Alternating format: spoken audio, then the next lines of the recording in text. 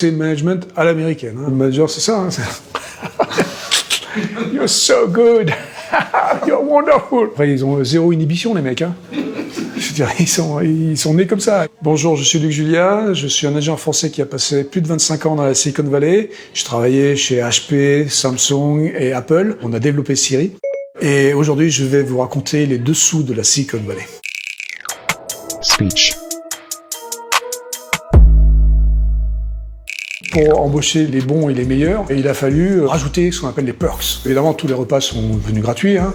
Petit déjeuner, dîner. En plus de la bouffe, après, il a fallu dire, on vous fait le linge aussi. Donc vous arrivez le matin avec votre sac de linge sale, vous repartez le soir avec le truc lavé, repassé. Évidemment, il y a les salles de sport qui sont inclus là-dedans. Hein. Et puis il y a eu une escalade, quoi. Donc on arrive à tout et n'importe quoi. Et puis il y a ceux qui jouent pas trop le jeu.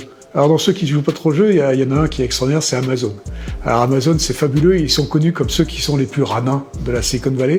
Tout le monde a une voiture électrique dans la Silicon Valley, il faut être clair, on a tous des Tesla. Hein. Et quand vous allez chez Amazon avec votre Tesla, vous payez pour la recharger. C'est quand même le truc incroyable. Et vous allez à la cantine, c'est la cantine la plus dégueulasse de la Silicon Valley, et vous payez. Effectivement, les gens qui vont chez Amazon, ils n'ont pas de bol. Il y a une autre perk que j'ai oubliée qui est assez importante, c'est celle qui dit vous allez pouvoir avoir autant de vacances que vous voulez.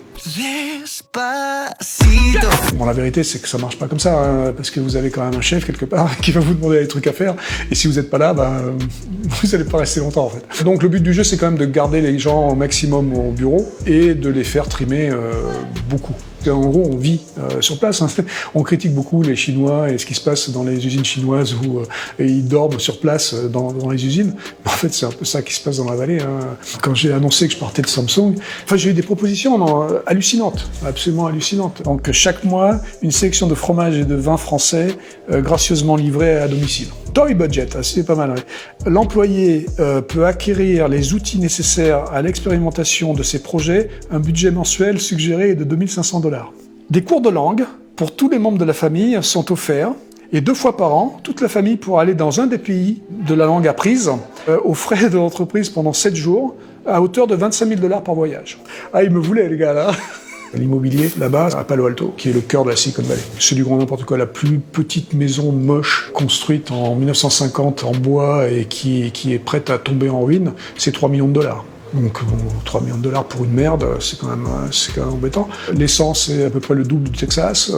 Tout est plus cher à Palo Alto. Et les gens, en général, ce qu'ils font, c'est qu'ils achètent la baraque donc à 3 millions, ils la rasent, ils en construisent une autre dessus, puis là encore un petit 3 millions. Mais là, un phénomène qu'on voit de plus en plus depuis ces dernières années, il y a des caravanes qui s'installent sur El Camino Real. El Camino Real, c'est la grande artère qui va de San Francisco à San José, globalement. En fait, c'est les ingénieurs qui habitent dans ces caravanes. 200 000 $, c'est largement pas assez pour acheter une maison. Brandon, who's 23 and declined to give his last name, earns $175,000 a year as a software engineer. Je pense qu'un Américain, par définition, il veut être manager. Il a été formé comme ça, il a été éduqué comme ça. Donc c'est le management à l'américaine. Hein. Tout le monde il est beau, tout le monde il est gentil, c'est absolument fabuleux. C'est ce qu'on apprend à l'école, toujours se mettre en valeur l'autre, le travail de l'autre, même si c'est nul à chier ce qu'il a fait, on va dire qu'il est fabuleux. Le manager, c'est ça. Hein,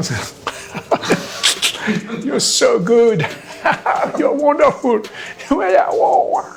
Mais ça commence à l'école, ça. Hein. C'est des mecs qui montent sur la table quand ils sont au CP pour dire n'importe quoi, mais les mecs qui sont voilà, et après ils ont zéro inhibition, les mecs. Hein. Je veux dire, ils sont nés comme ça, ils sont nés sur la table. Quand les résultats sont pas là, je pense qu'ils virent du jour au lendemain, mais je pense que les gars qui étaient presque notre copain, là, qui levaient les pouces dans tous les sens, je pense que c'est pas lui qui va nous virer, ça va être quelqu'un d'autre qui va le faire à sa place. Moi, je suis très déçu par la qualité en fait, des ingénieurs américains en général. Hein. Je parle des ingénieurs qui font de l'IA, d'accord, des ingénieurs qui faisaient de l'informatique et de l'IA, donc mes spécialités. J'ai eu la chance, ou la malchance, je sais pas, de donner des cours à Stanford et à Berkeley. Le niveau est faible. Je dirais, il faut être très clair, le niveau est très très faible et c'est un peu à pleurer. Comme partout, il y a des bons. Mais en général, c'est quand même pas terrible. Dernière équipe là, à Samsung, sur les 100 et quelques personnes que j'avais, je pense que j'avais 2 Américains.